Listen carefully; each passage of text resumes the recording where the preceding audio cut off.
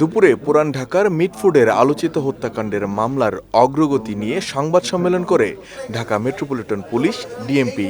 এতে বক্তব্য রাখেন ডিএমপি কমিশনার শেখ মোহাম্মদ সাজ্জাদ আলী এবং অতিরিক্ত কমিশনার নজরুল ইসলাম।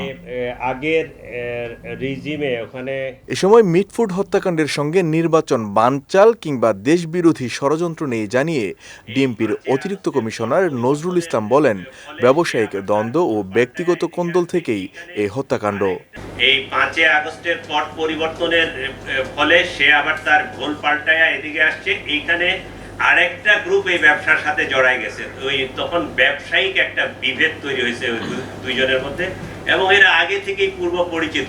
উভয় পক্ষই কিন্তু একে অপরকে চিনে, একে অপরকে জানে, এবং এলাকারই তারা ওই ব্যবসায়িক দ্বন্দ্ব এবং কোন্দল থেকেই হত্যাকাণ্ড সংঘটিত হয়েছে। হত্যাকাণ্ডে অংশ নিয়ে পাথর নিক্ষেপ করা মূল আসামি রেজওয়ান উদ্দিন অভিকে গ্রেফতার করা হয়েছে উল্লেখ করে ডিএমপি কমিশনার বলেন, হত্যায় জড়িত সবাইকেই আইনের আওতায় আনা হবে। ভিকটিম সোহাগকে উপর্যুপরি পাথর নিক্ষেপ করা ব্যক্তিকে চিহ্নিত করা গেলেও সেই সময় তার পরিচয় শনাক্ত করা যায়নি। পরবর্তীতে পুলিশের বিশেষ টিমের সহায়তায় তার পরিচয় নিশ্চিত হয়ে তার অবস্থান চিহ্নিত করে 15 জুলাই তাকে পটুয়াখালী জেলা হতে গ্রেপ্তার করা হয়।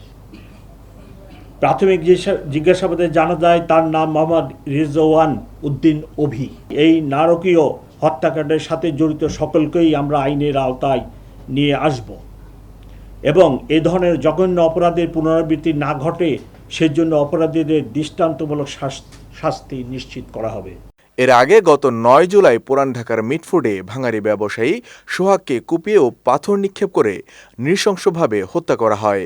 এ ঘটনায় অভিযুক্তদের রাজনৈতিক পরিচয় থাকলেও হত্যাকাণ্ডের সঙ্গে রাজনৈতিক সম্পৃক্ততা নেই বলে জানান ডিএমপি কমিশনার। মানিক মোহাম্মদ ওমর, বিজয় টিভি, ঢাকা।